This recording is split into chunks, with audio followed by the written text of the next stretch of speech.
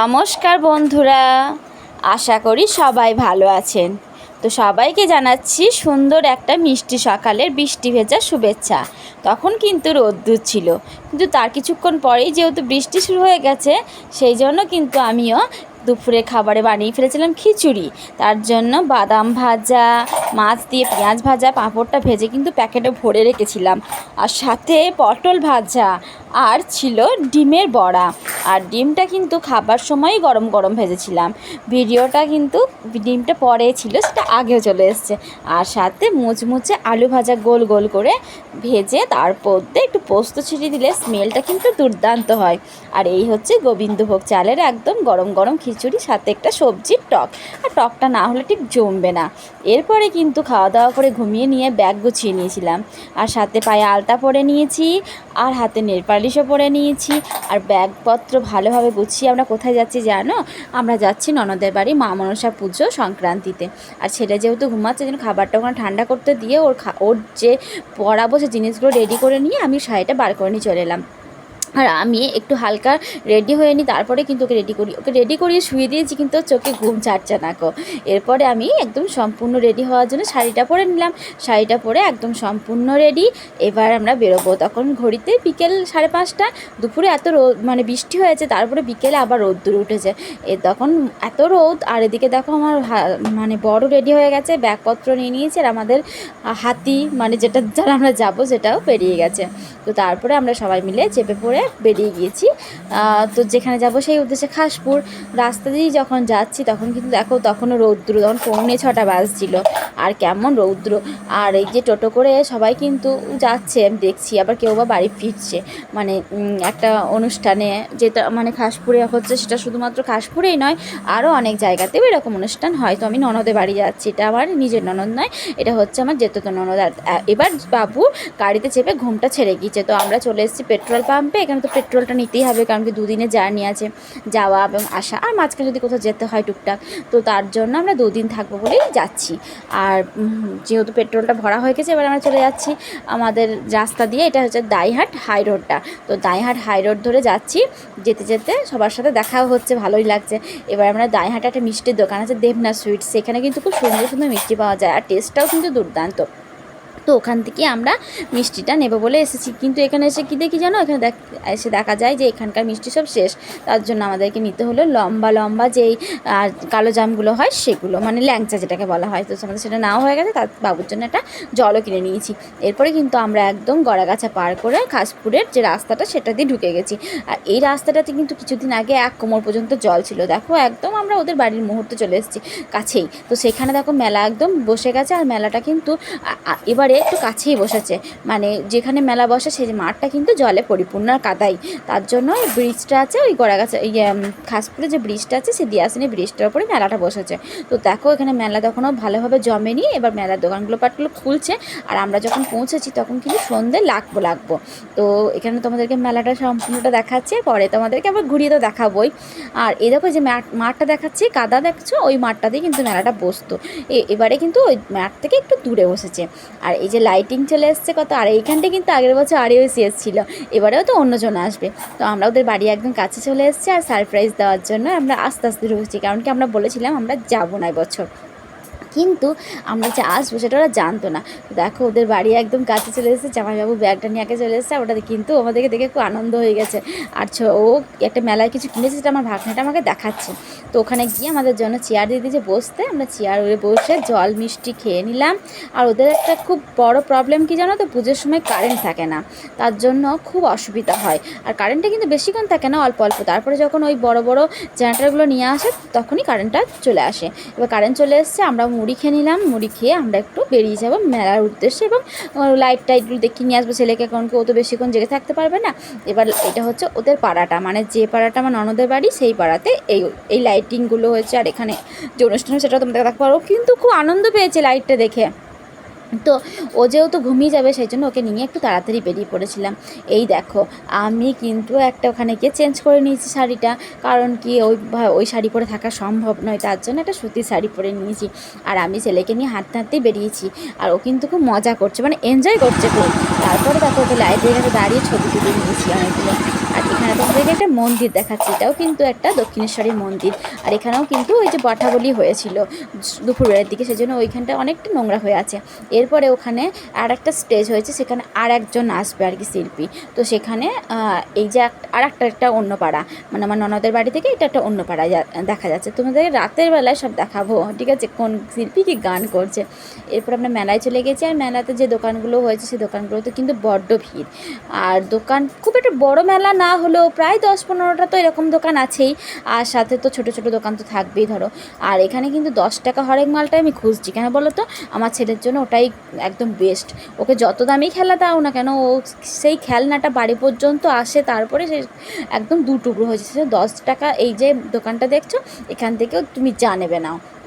তো ওই দোকানটা ওর জন্য কিছু জিনিসপত্র নেওয়া হয়ে গেল। তারপরে আমরা কিন্তু চলে এসেছি ফুচকা স্টলে গেছে, আর এখানে 10 টাকায় 6টা ফুচকা দিচ্ছে কাকুটা, মেলার মধ্যে এই একমাত্র। তারপরে খাওয়ার পর দেখছি ফুচকাটা পুরো নেতিয়ে গেছে, 10 টাকায় 6টা দিচ্ছিলো। তারপরে আমরা চলে যাচ্ছি আর একটা পাড়ার দিকে, তোমাদেরকে সেই পাড়াটা দেখায়। এখানেও কিন্তু একটা বড় প্যান্ডেল হয়েছে, এখানেও একজন শিল্পী আসবে, একজন নয় মানে অনেকজনই আসে, আর তার সাথে বুগি ডান্স না কি বলে এসব হয়। আর এখানে একটু রাত করেই কিন্তু প্রোগ্রামগুলো শুরু হয়, প্রায় তোমার ধরো তখন 10:30-11টা তখন প্রোগ্রাম স্টার্ট হয়, আর শেষ হয় রাত্রি 3-3:30। কেননা এখানকার মানুষজন নাকি খাওয়া দাওয়া সেরে, কুটুম মানে যে সমস্ত বাড়িতে লোকজন আছে তাদেরকে খাইয়ে দাইয়ে সব ধোয়া মোছা করে তারপরে গান শুনতে যায়। তারপর অনেকটা রাত পর্যন্ত গান শুনে এসে আর রাতে ঘুমায় না নাকি, তারপরে সকালের জন্য আবার আয়োজন করে দুপুরবেলায় নাকি ওরা সব আবার তাড়াতাড়ি শেষ নিয়ে ঘুমিয়ে পড়ে। তো এখানে 2 দিনে অনুষ্ঠানটা হয়, প্রত্যেকটা পাড়াতে 2 দিন না হলেও কিছু কিছু পাড়াতে 2 দিন হয়, কিছু কিছু পাড়াতে 1 দিন হয়। তো এখানে 4-5টা পাড়া মিলিয়ে এতটা অনুষ্ঠান হয়, অনেকটা বড় গ্রাম হলেও কিন্তু সব পাড়া মিলিয়ে অনুষ্ঠানটা হয় না। বেশি যেটা ননদের বাড়ির কাছে আর এই সাইডটা যেটা মানে আর কি মেন পয়েন্ট, সেই জায়গাগুলোতে অনুষ্ঠানগুলো ভালো হয়। তো তারপরে ওখান দিয়ে আমরা চলে গেলাম আর একটা পাড়ায়, এইটাই হচ্ছে আমার ননদের বাড়ির সামনে, যে বাড়ির একদম সামনেই অনুষ্ঠানটা হবে। তো ওদের বাড়ির দরজাটা খুললেই এইখানে যে অনুষ্ঠান দেখা যাবে। আর আমার মতে বলে এখানে যে অনুষ্ঠানটা হয়েছিল সেটাই সবথেকে বেস্ট হয়েছিল। তো তারপরে দেখো আমরা বাড়িতে চলে গেলাম, আর আমার ছেলে কিন্তু মেলা দেখতে দেখতেই ঘুমিয়ে গেছিলো। আর তারপরে রাত্রিবেলা খাওয়া দাওয়ার পর্ব শুরু হয়ে গেছে, ওকে খাইয়ে দাইয়ে পাশে ঘুম পাড়িয়ে দিয়েছি। আর ওদের যেহেতু ভোল্টেজটা একটু কম ছিল বলে 2টো পাখা লাগিয়ে ঘুম পাড়িয়ে দিয়েছি। আর আমি যেহেতু মাংস খাই না সেটা জানোই, তার জন্য আমার জন্য ডিম ভেজে দিয়েছিলো গরম করে, মাছের টক ছিল, আর ওদেরকে সবাইকে মাংস দিল। আর এখানকার সবথেকে ভালো জিনিস জানো তো, কলা পাতায় খাওয়া। কলা পাতায় খেতে না কি ভালো লাগে, একদম সে নবানের সময় খাই তো, তারপর আর এখানে খাসপুরে গেলে কলা পাতায় খেতে দেয়, তো খুব ভালো লাগে।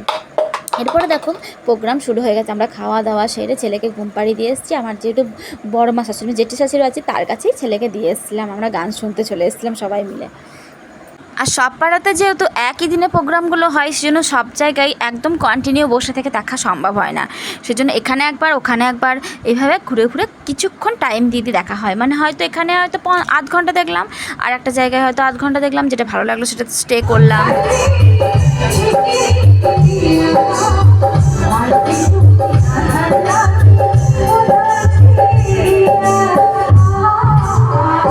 তো ওই পাড়াতে মিনিট 15-20 দেখার পরে আমরা আর একটা পাড়াতে চলে এসেছি, সেখানে আর একটা মহিলা গান করছে। তো এও কিন্তু খুব একটা নামি দামি শিল্পী নয়, একজন এমনি নর্মাল শিল্পী যাকে নিয়ে এসছে। আর এবছরে খুব একটা মানে জনপ্রিয়তা শিল্পী নিয়ে আসেনি, যারা হয়তো সেই ভালো ভালো গান করে সেরকম কাউকে নিয়ে আসেনি।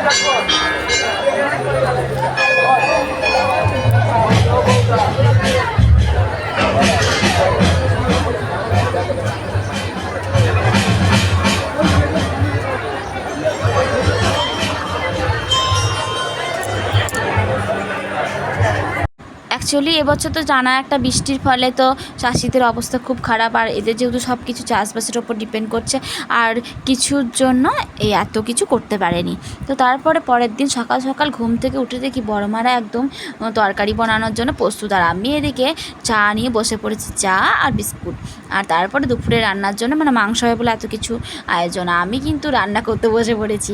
এদিকে ঘুগনিটা করে দিয়েছি, তারপরে পটল আলুর তরকারিটা করবো। ঘুগনি হওয়ার পরে আমি মুড়ি খাচ্ছি, মানে সবাই মিলেই একসাথে মুড়ি খেতে বসে পড়েছি। তো মুড়িটা খাবো যখন, তখন সবাই বলছে ঘুগনিটা খুব ভালো লেগেছে, আমারও খুব ভালোই লাগলো। স্নান সেরে দেখলাম ওরা খুব গল্প করছে, আর আমিও স্নান টান সেরে একটা কাপড় পরে নিলাম। এরপরে তোমাদেরকে ননদের বাড়িটা ঘুরে দেখাই। এটা কিন্তু ওদের ওপরটা। আর এই যে নতুন মানে মার্বেলটা বসানো আছে সেটা কিন্তু ওরাই হয়তো 1-1.5 মাস আগেই বসিয়েছে। এই জায়গাটা আগের বছর কিন্তু মার্বেল ছিল না কো, এই রিসেন্ট ওরা মার্বেল বসিয়েছে। তো দেখতেও ভালো লাগছে। আর আমি বড় মা এখানে কাপড়গুলো মিলছে, কারণ বাইরে খুবই বৃষ্টি হচ্ছিল, যার কারণে কারোরই কাপড় জামা শুকায়নি। তার জন্য আমরা সবাই কাপড়গুলো নিয়ে গিয়ে ওখানে মিলছিলাম। তারপরে দুপুরে 1-1.5 বেজে গেছে, এবার খাওয়া দাওয়ার পালা। তো দিদিভাই সবাইকে খাবার বেড়ে দিচ্ছে, আর এদিকে মাংসটা কিন্তু তখনও আখাতে হচ্ছে। আর এই যে কলা পাতায় ভাত চলে এসছে, আমার ভাগ্নেটা খেতে বসে পড়েছে, আর আমরাও এদিকে খেতে বসে পড়েছি। তো তারপরে পটল আলুর তরকারি আছে, ডাল আছে, মাছ আছে, মানে আমার যেগুলো আয়োজন আর কি। খাওয়া দাওয়া হয়ে যাওয়ার পর আমরা একটু ঘুমিয়ে নিলাম। ঘুম থেকে উঠে দেখি ওর বাবা ছেলেকে খুব আদর করছে, মানে ও অনেকক্ষণ ওকে দেখেনি তো, যার কারণে এবার ঘুম থেকে উঠে ও রেডি হয়ে গেছে, আমাকেও বলছে রেডি হয়ে যেতে, মানে এবার বাড়ি যাওয়ার পালা। তো ওরা যে অনেক জড়াজড়ি করছে বাড়ি আসতে দেবে না বলে, তবুও আসতে হবে, কারণ কি কদিন থাকা যায় বলো। তারপরে আমরা একদম রেডি হয়ে গেছি, আমিও রেডি হয়ে গেছি, আর ছেলে তো ঘুম থেকে উঠছেই না। ওকে কিন্তু ওই ঘুমন্ত অবস্থাতেই রেডি করে দিয়েছি, তারপরে খাইয়ে দিয়েছি।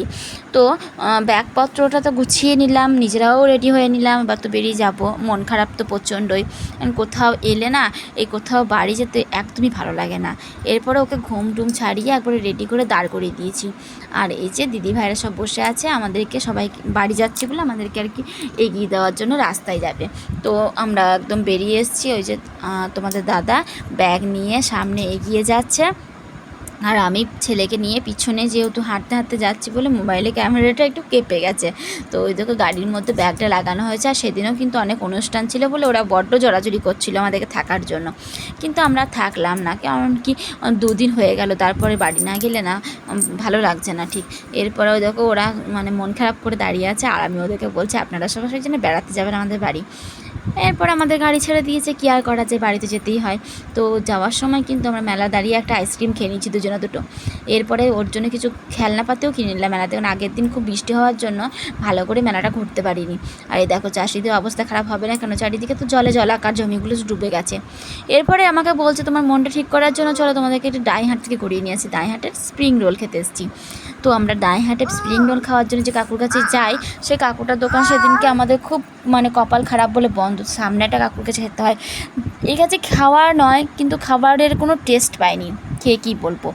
আর ওকে একটা চেয়ারে বসিয়ে দিয়েছে, আর বাবা ওখানে অর্ডার করতে গিয়েছে। তখনও জানি না যে খাবারটা কেমন হবে না হবে। ওখানে তো লেখা আছে আসল স্প্রিং রোল, কিন্তু স্প্রিং রোলটারও কোনো টেস্ট নেই, আর ইভেন একটা নর্মাল রোল নিয়েছিলাম সেটারও কোনো টেস্ট নেই। সামনে আর একটা যে কাকুটা, যেটা পুরনো, তো চলে যখন এসে তখন তো কিছু একটা খেতেই হবে। তো খাওয়া দাওয়াটা সেরে নিলাম, আর ওকে একটা জেমসের প্যাকেট দিয়ে বসিয়ে রেখে দিয়েছিলাম। এরপরে খাওয়া দাওয়ার পরে আমরা কিন্তু বাড়ির উদ্দেশ্যে রওনা দিয়ে দিয়েছি। আর যখন বাড়ি যাচ্ছি তখন প্রায় কিন্তু সন্ধে হয়ে গেছে, 8টা সাড়ে 8টা বাজছিল, সেরকমই হবে। তো সবাই বলো ভিডিওটা কেমন লাগলো আর জানিও কমেন্ট করে, আর সবাই লাইক করে দিও, শেয়ার করে দিও। ভালো থেকো, সুস্থ থেকো, দেখা হচ্ছে পরের ভিডিওতে। Good night.